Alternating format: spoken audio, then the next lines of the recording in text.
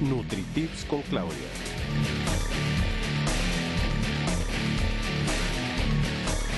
Hola amigos de TV Gym.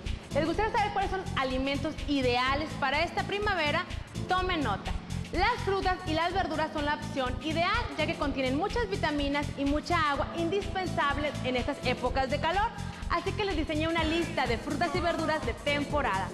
Muy bien, las frutas de temporada son la piña, que contiene muchas vitaminas antioxidantes, como ya lo habíamos mencionado, los duraznos, las manzanas, que contienen mucha fibra y que son muy prácticas para llevar antes del trabajo o para la escuela, inclusive para el gimnasio. También los cítricos como los limones, las naranjas y las toronjas son alimentos de primavera que hay que incluir en nuestra alimentación. Y también hay verduras ideales para esta temporada para preparar ensaladas que acompañen nuestros platos fuertes, como acelgas, lechuga, pepino, tomate, el betabel, el apio, que también es ideal para jugos energetizantes por la mañana. Recuerden que la naturaleza es sabia, así que tomemos de ella lo que nos ofrece en esta primavera. Y no solo estaremos cuidando nuestra salud, sino también nuestros bolsillos. Mi nombre es Claudia Medina y me da mucho gusto que nos acompañen. Y recuerda que tu salud es mi misión. Muchísimas gracias.